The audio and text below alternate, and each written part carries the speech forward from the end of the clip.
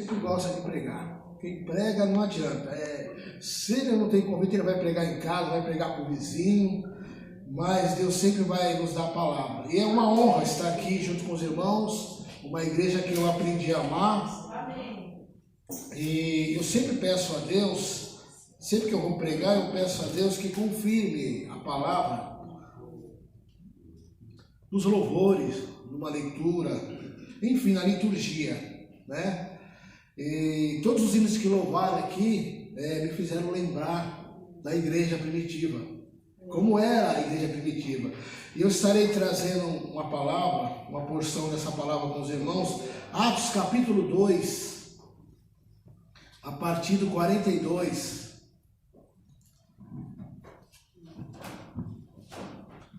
Atos 2, 42.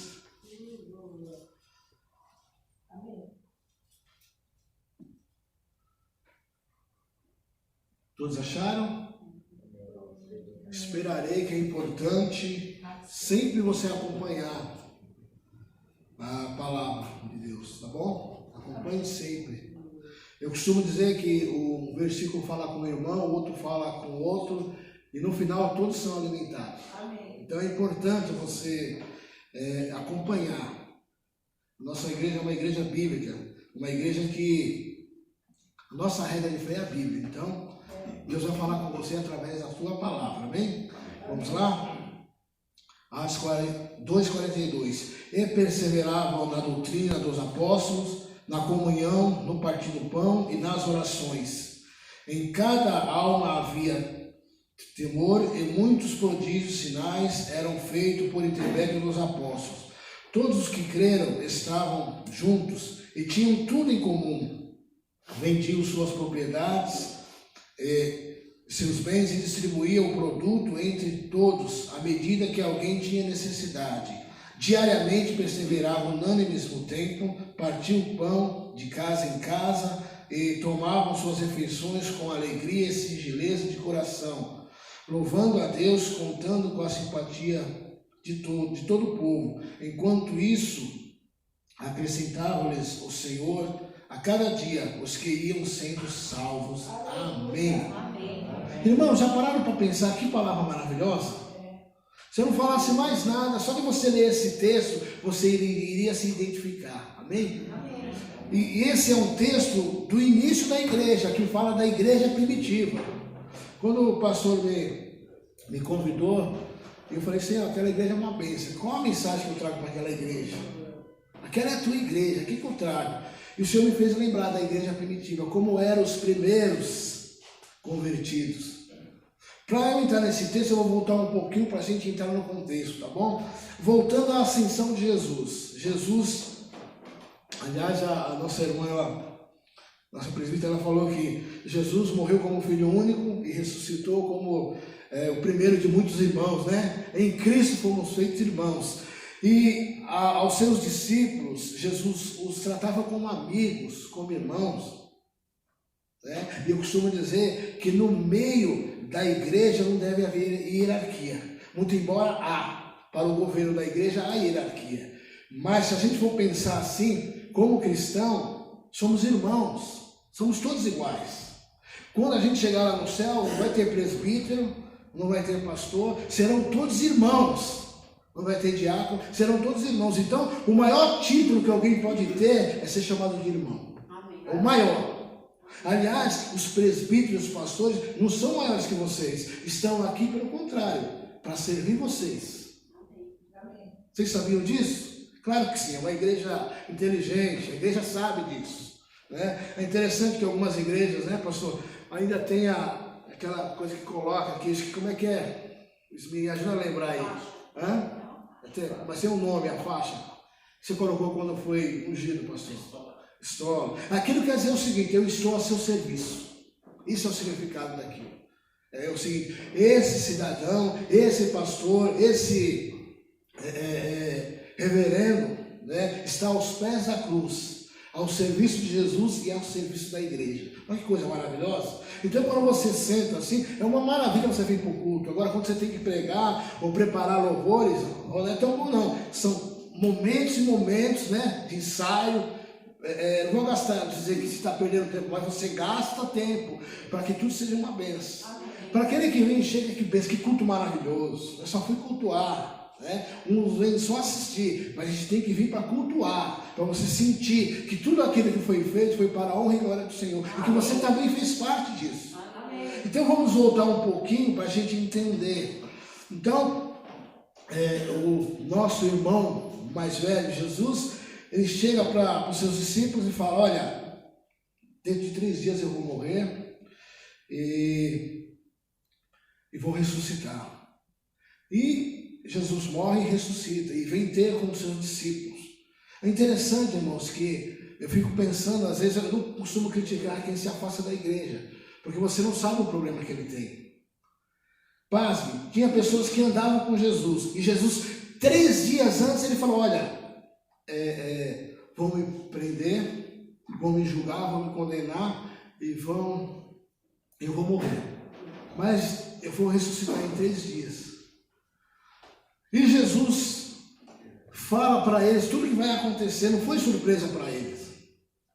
Domingo, Jesus foi morto na sexta-feira. Chega domingo, mais ou menos 3 horas da tarde, as pessoas um olham para o outro, etc e tal. 2 dizem: olha, foi muito bom conhecer Jesus, mas a vida continua. Vamos voltar para a nossa terra.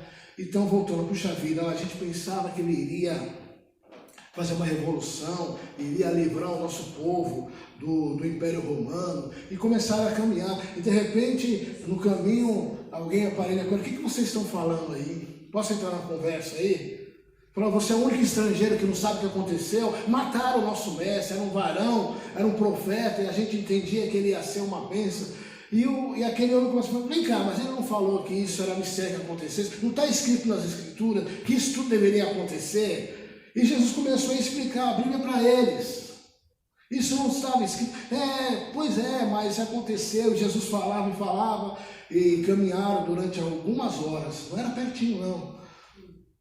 De repente, o sol está se pondo, eles estão chegando na casa deles, e aí um diz: fica conosco essa noite, já está tarde, amanhã você continua a viagem.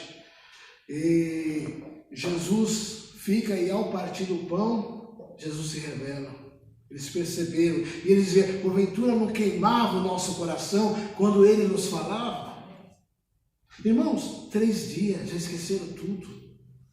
3 dias. Agora olha que interessante, eles estavam cansados e disse que era tarde, né? O dia seguinte eles poderiam ir lá e contar o que aconteceu, né? Na mesma hora. Cadê a canseira? Né? Cadê a noite? Não foi que a desculpa que eles pediram, mas fique conosco essa noite, porque já está tarde, o sol vai se pôr. Não tinha luz, tá? Não tinha. E eles voltaram imediatamente, acabou a canseira. Irmãos, quando Jesus está com você, não há canseira. Amém. Quando você lembra do propósito de Jesus na tua vida, você fala: eu tenho que ir, nada pode me deter, nada pode me parar. Mas aí Jesus fica 40 dias com eles, e eu quero falar sobre a ascensão de Jesus. Antes de Jesus subir, ele disse para mais ou menos 450, 500 pessoas, ele disse: para vocês, eram os discípulos e os primeiros convertidos, né? Ele fala para eles: ficai em Jerusalém, até que lá do alto sejam revestidos do poder de Deus. Depois vocês saem, Jerusalém, Judéia, Samaria, Galiléia e até os confins da terra, e pregam o Evangelho. Essa era a ordem de Jesus. E Jesus sobe ao céu e eles ficam ali.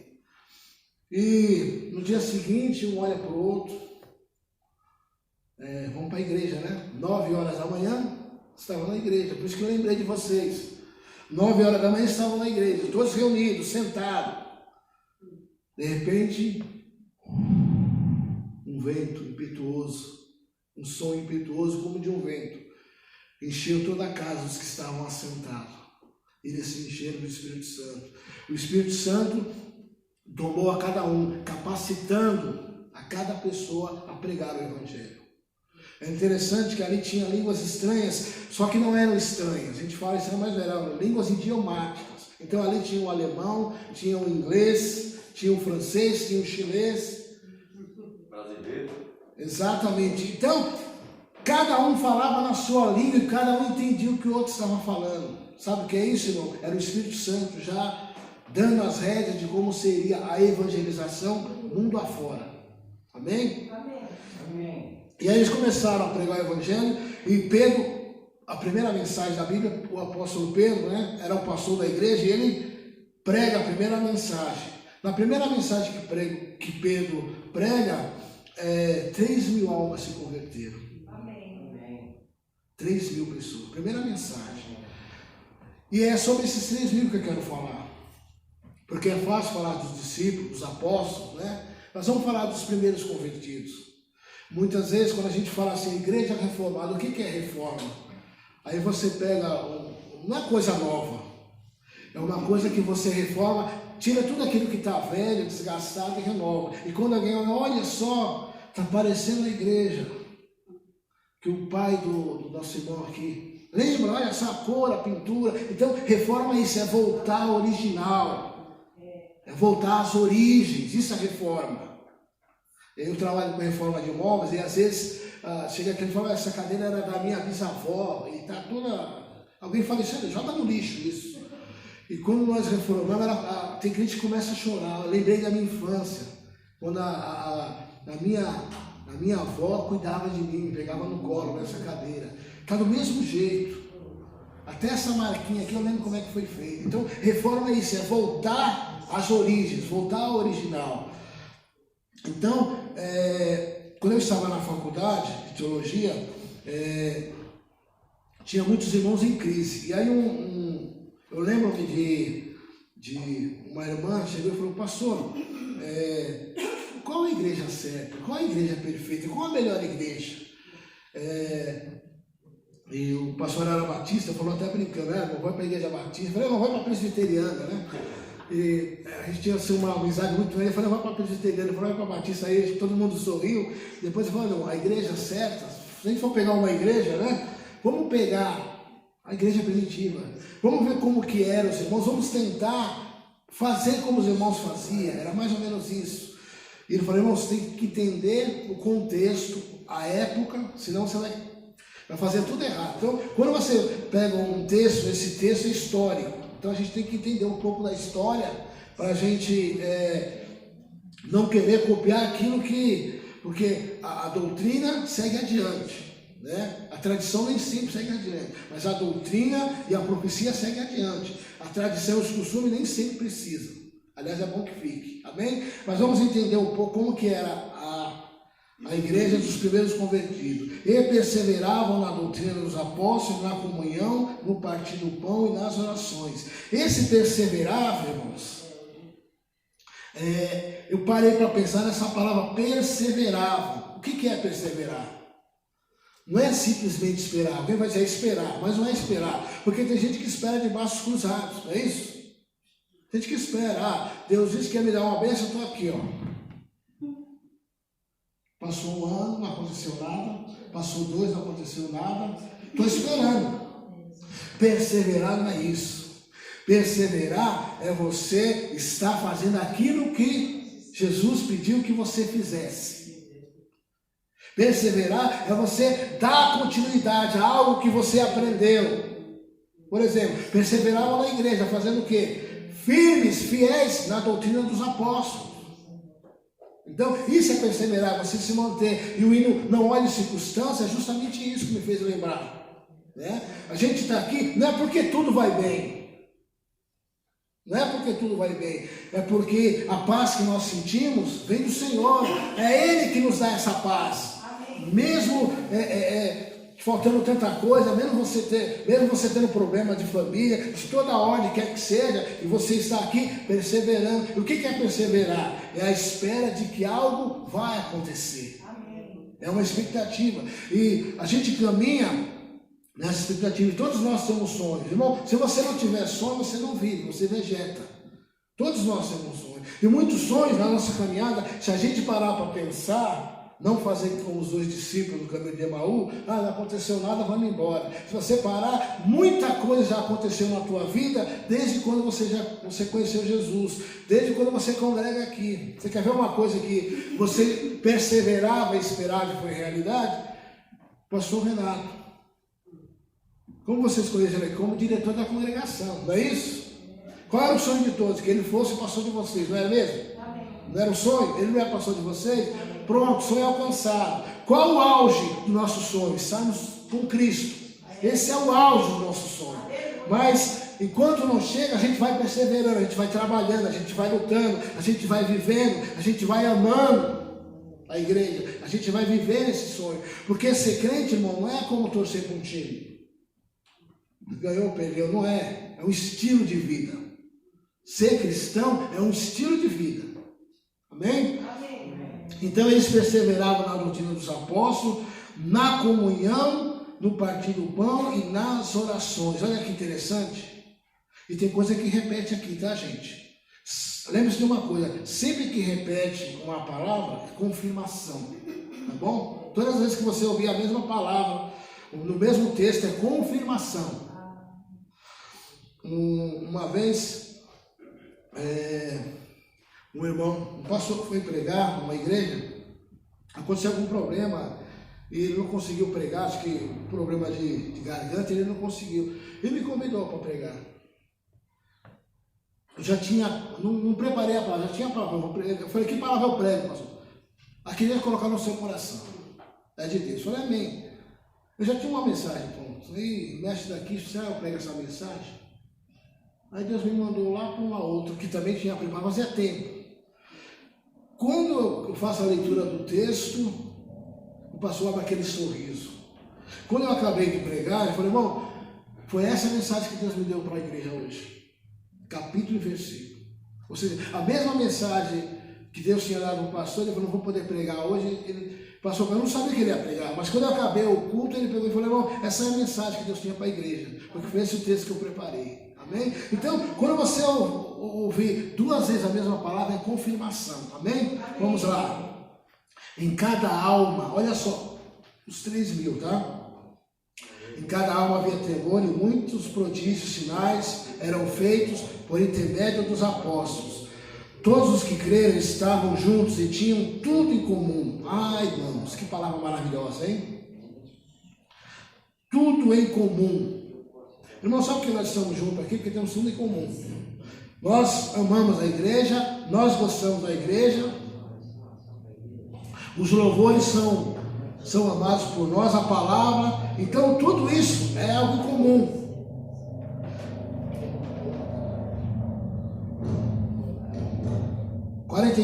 Vendiam suas propriedades e distribuíam o produto entre todos, à medida que alguns tinham necessidade. Quando eu estava no seminário, um dos professores falou assim, mas eles só faziam isso porque eles achavam que Jesus podia voltar naqueles tempos a qualquer momento, né? Por isso que eles faziam isso. Mas o texto não diz isso. O texto está dizendo de qualidade, de como era a igreja.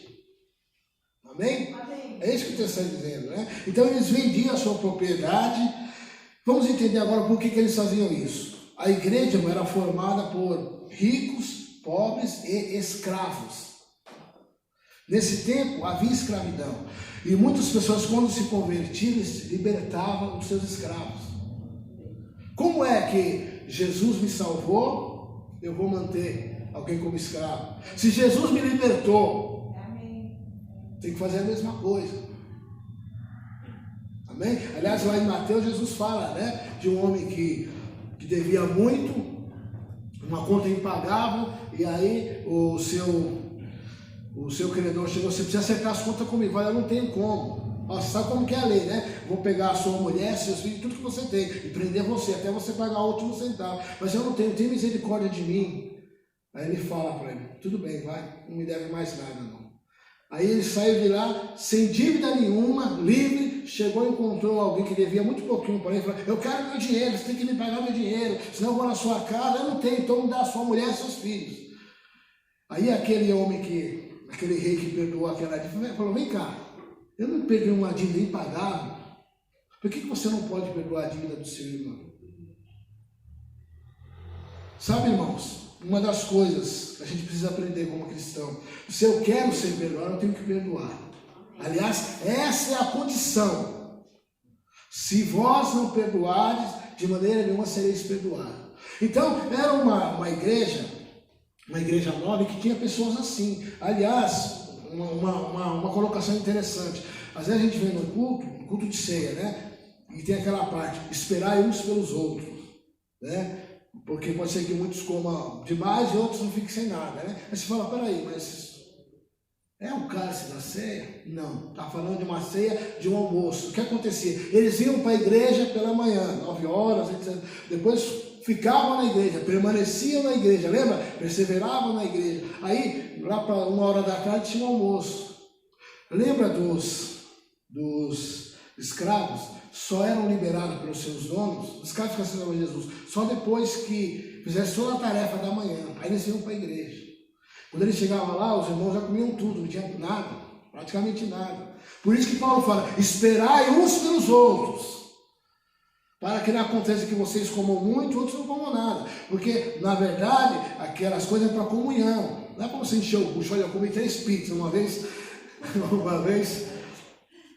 os irmãos se juntaram para comer pizza, né? E foi comprado, graças a Deus, exageradamente, acho que umas 40 pizzas. Eu estava com vontade mesmo, né? Eu não como mais que 3 pedaços, né? Mas aquele dia eu comi só 2. Mas eu não, olha, eu comi uma pizza e meia, eu comi 2, eu comi 3. No dia seguinte ninguém foi para a escola bíblica, sabe por quê, né? Então a ideia não é essa, não é competição. A ideia não é essa, a ideia é comunhão. É você partir o pão. Aliás, irmão, se é uma coisa que é maravilhosa, eu quero que você experimente essa maravilha. É você partir o pão com alguém, partilhar o pão, ir na casa de alguém, tomar um café com o irmão que não pode vir na igreja. Vai lá. Você não sabe a alegria que ele vai sentir. Embora o culto chegue online, nunca é como pessoalmente. Nunca vai ser. Nunca vai ser. Tá bom? Vamos lá. Então, tinha muito escravo, voltando aqui, tinha muitos escravos. E o escravo não tinha casa, né? Ele foi mandado embora da casa do seu patrão e muitas vezes eles queriam ficar, mesmo sem salário, porque não tinham onde morar. E é interessante que igreja é isso. Os irmãos que tinham dinheiro faziam casas para aqueles que não tinham. Os irmãos que tinham propriedade... Imagina o irmão que tinha lá 50 terrenos. Para que eu quero isso? Daqui a pouco eu vou para o céu, isso fica tudo aí. O irmão não tem nenhum, vem cá, pegou 3, 4, 5, deu um terreno para ele começar uma casinha. Era assim que vivia a igreja. Isso é ser irmão, isso é irmandade. Né? Vamos lá. Mas tu fala, aquele tempo, será que hoje seria diferente? Quando eu estava no seminário ainda tinha testemunha, é bom a gente testemunhar, porque a palavra ela tem que mudar as nossas vidas. Se isso aqui não mudar a minha vida, eu estou perdendo tempo aqui. E o que acontece? Quando eu estava no seminário, aí o Valdo Ramos, todos conhecem, o pastor conhece, né? E ele falou que lá na América Central tinha uns irmãos que eram bem abastados, eles tinham bastante dinheiro. E tinha na época do Eninho, que devastou tantas casas, as pessoas ficaram sem ter onde morar. Tinha muito cristão lá que não tinha onde morar mais. Aqueles irmãos venderam as suas empresas e com o dinheiro começaram a fazer uma casinha para os irmãos, né? Baseado na palavra de Deus. Amém? Amém? Então a palavra, ela tem que vir e ela tem que fazer efeito nas nossas vidas. Né? Dizem que o presbiteriano é o bom de ouvido, né? Adoro ouvir, né? Não vamos ser só bom de ouvido, vamos ser bom de fazer também, né? Amém? Mas eles faziam isso foi uma bênção. Vamos lá. 45 aqui, ó. Diariamente perseveravam de novo, tá vendo? Confirmação. Essa perseverar, irmãos, é o seguinte: todos nós temos uma expectativa de que algo vai acontecer. Eu sei que é o nosso interior, eu sei que é de vocês aqui, que a congregação venha a ser igreja. Amém. Então, nós estamos perseverando para que isso aconteça. Nós estamos orando, só que nós estamos parados, nós estamos orando, estamos trabalhando, estamos investindo para que isso aconteça. Amém? Isso é perseverar. Isso é perseverar. Né? o pastor gosta de crônica, eu também gosto de crônica, né? Num dos filmes que eu assisti, tinha uma crônica, não vou contar o filme para vocês, não vai estragar, deixa vocês assistir o filme, né? Vou contar só a crônica, tá bom? Aí depois que vocês dizem, bem que o irmão falou, tá aqui no filme, eu não vou falar o filme não, para não estragar. Olha só que interessante.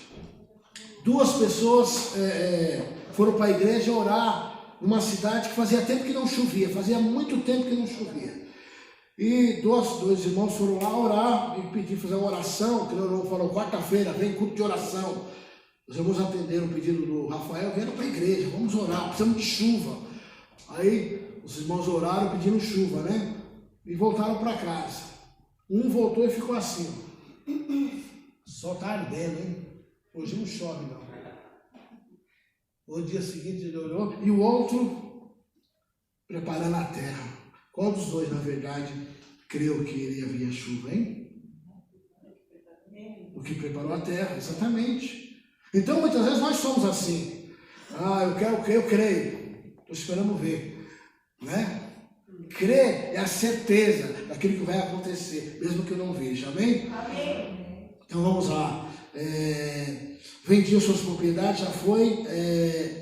Diariamente perseveravam, unânimes. Opa, outra palavra importante aqui. Mas vocês perceberam que perseveravam, voltou de novo, né? Então a confirmação. Persevere, Deus está com você. Sabe, irmão, que eu não persevero é que eu não tenho mais nenhuma perspectiva.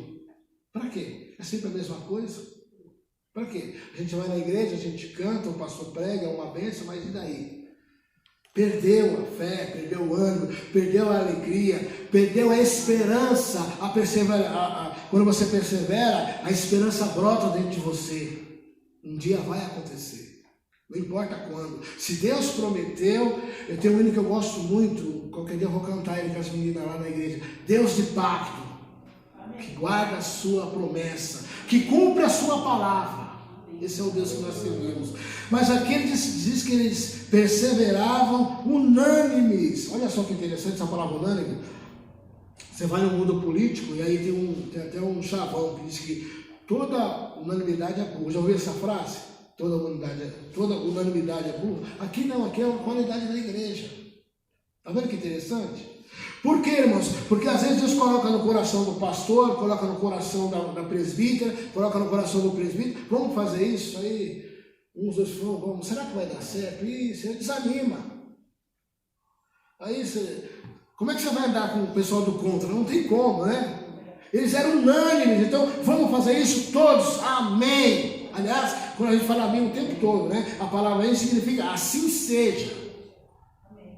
Amém é assim seja. Eu concordo. Então, todos perseveravam unânimes. Olha que interessante, forte, né? Unânime. Então, a unanimidade aqui é uma qualidade da igreja. Vou dar um testemunho rápido do nosso conselho. Nosso conselho tem 9 presbíteros e 2 pastores. E sempre que tem algum assunto, todos os presbíteros têm direito à palavra, falam. Você pode falar o que você quiser, você pode propor o que você quiser, mas aí vem a votação. Quem ganhou? Às vezes 4-3, 5-2, enfim, 7-3, enfim. Não importa se deu empate, o voto Minerva é do presidente do conselho, enfim. Mas a partir do momento em que votou, houve a votação, não é mais 5-1, não é mais 7-1, é unanimidade. Porque ninguém vai trabalhar contra a igreja. Todos vão trabalhar a favor da igreja. Amém? É assim que tem que ser. Então, é assim que vivia a igreja. E é assim que nós temos que ser. Esse negócio de tem gente que fica torcendo contra. Vem, eu não falei. Fica torcendo contra. Me ajuda aí. Não dá, né? Vamos lá. Louvando a Deus e contando com a simpatia de todo o povo. Enquanto isso, acrescentava o Senhor a cada dia os que iam sendo salvos. Uma colocação aqui, irmãos, louvando a Deus e contando com a simpatia de todo o povo. Evidente que tem as perseguições. Se a gente for contar para frente aqui, nem tudo foi mar de rosas, tá bom? A igreja estava aqui vivendo um momento maravilhoso. Olha que alegria. Eles partiam o pão de casa em casa. Sabe o que é isso? Um dia a nossa irmã presbítera vai lá na casa da Branquinha e almoça com ela. No outro dia a Branquinha vai na casa dela e almoça com ela. É assim. E assim, cada irmão pode fazer isso. Você vai ver que alegria, que proximidade. Aliás, um dos momentos de intimidade da igreja é um momento de intimidade. De você, quando você gosta, o judeu, irmãos, ele não se aceita com ninguém, se ele não tem essa pessoa em consideração. Ele não se aceita na mesa para comer com ninguém. Lembrando que essa igreja aqui é oriunda de judeus. Começou com judeus. E os judeus eles não se assentavam para comer com ninguém que não fosse um judeu. Eu já tive o privilégio de sentar com judeus, entendeu? E ele falou, eu considero muito você. Amém. Eu sei que você é cristão, eu considero muito você. E a pergunta que eu quero fazer para os irmãos é o seguinte, ó, louvando a Deus e contando com a simpatia de todo o povo. Será que a gente conta com a simpatia? Como é você na tua empresa? Como é você na escola? Como você é visto na tua vizinhança? Já parou para pensar nisso? Porque isso faz parte, irmãos, de um cristianismo saudável. Amém? Para encerrar, vou contar mais uma crônica, pastor. Essa é para encerrar, porque tem a ver com o texto, né? Uma crônica que aconteceu lá na União Soviética. Então tinha um cristão lá pregando na União Soviética, né? E Stalin mandou prender ele. Quem crente pregando aqui não pode, né? Pegou e mandou prender ele. E tinha uma pessoa que era contra Stalin, né? Estava fazendo protesto contra o governo de Stalin. E ele pegou e mandou prender esse cara também que estava fazendo protesto contra o governo. Só que esse, por estar fazendo protesto contra o governo, né? Apanhou muito. Ele ficou quase morto. Ele chegou lá quase morto. E quando o cristão viu aquele homem naquela situação, ele pegou aquela pessoa, começou a cuidar e limpava as feridas e fazia curativo. Só batia 2 horas por dia um pouquinho de sol na Sibéria. Aquele homem estava muito mal. Ele pegava o homem, arrastava ele até o sol para que ele tomasse sol, senão ele iria morrer. Depois trazia de volta e o cobria. Na hora da refeição, ele pegava a refeição dele e dava metade da dele, porque ele estava muito debilitado. Se ele não comesse mais, ele iria morrer. E começou a cuidar dele. E um belo dia ele fala de Jesus para aquele homem. Olha, eu quero falar de Jesus. Falou, não fala de Jesus para mim não. Eu sou contra Stalin, mas eu também sou comunista. Não quero saber de Jesus não. E ele pegou, tudo bem, sem problema. Mas ele não parou. Ele perseverou. Ele continuou cuidando daquele homem. Ele continuou cuidando. Passaram-se uns 3 meses, aquele homem comunista chega e pergunta para aquele cristão, vem cá, esse Jesus que você prega é igual a você? Porque se ele for igual a você, eu quero conhecê-lo. Percebeu a diferença? Amém. Como é que as pessoas te veem? Como cristão? Aliás, eu tinha até preparado, já tinha esquecido, tinha preparado. Os novos convertidos eram os discípulos de Jesus e aquelas pessoas que se convertiam a Jesus, né? Eles foram chamados de cristão, lá em Atos capítulo 11, 26, lá em Antioquia. Pela primeira vez eles foram chamados de cristãos, sabe por quê? Porque eles eram parecidos com Cristo. As atitudes deles eram parecidas com Cristo. E no começo era um pequeno Cristo ali. Um pequeno Cristo. E depois foram chamados de cristãos. E é até hoje. Às vezes eu fico preocupado quando alguém chegar para um católico e fala, você não quer aceitar Jesus? Gente, se ele é católico, é lógico que ele aceitou Jesus. O que ele precisa ser é discipulado. Amém? Amém. Se a pessoa é católica, é evidente que ele aceita Jesus. Né? Você fala isso para quem? Para o muçulmano, para quem não conhece Jesus. Amém? Mas é evidente que o católico precisa ser discipulado, sim. Amém? Irmãos, essa é a palavra que Deus nos deu esta manhã e que vocês perseverem. Tem muitas coisas, muitos sonhos, e sem sonho a gente não vive, tá bom? E eu digo uma coisa, quando algum de nós, e essa foi a segunda parte, presbítero, que fez eu entender que era essa palavra que Deus queria mesmo. Louvado seja Deus pelos que nascem e pelos que morrem. Até aqueles que morrem, você fala, poxa vida, eu tinha tanto sonho. Sabe o que é o maior sonho? É estar com Cristo. Amém. Eu vou fazer uma comparação para os irmãos entenderem, tá bom? Apesar que é incomparável estar com Cristo, né? Mas fazer só para vocês entenderem, uma pequena comparação aqui entre nós no mundo, não com Cristo, tá bom? Imagine que você está lutando para você conseguir comprar o seu carrinho, etc. Você está lutando, né? É dinheiro na poupança para comprar, de repente, vem o abençoado de Deus te dá um carro zero. Não foi uma bênção? Aquilo que você tanto queria e você achava que um dia eu vou conseguir, né? Veio o carro zero. Então, irmãos, a nossa salvação é mais ou menos assim. Você está lutando por alguma coisa que tão banal que uma hora vai se acabar, mas a garantia você já tem da tua salvação. Amém? Amém? Deus abençoe os irmãos. Amém. Amém. Palavra maravilhosa, né, irmãos? Que a gente consiga não só ouvir essa palavra, mas vivê-la. Amém? Presbítero Ademir, sempre abençoado. A gente gosta muito de receber você aqui, a sua igreja. Nós já somos quase a mesma coisa, né? A Biliório com Santa Maria já é a mesma coisa. Porque a gente gosta muito de lá e vocês gostam de vir aqui. Então que Deus o abençoe verdadeiramente, tá bom? Vou pedir para os irmãos se colocarem em pé. Nós vamos cantar o hino 231, enquanto trazemos à frente nossos dízimos e ofertas. Então os irmãos que vieram preparados, né, podem trazer à frente seus dízimos, enquanto cantamos o hino 231. Amém, Jesus.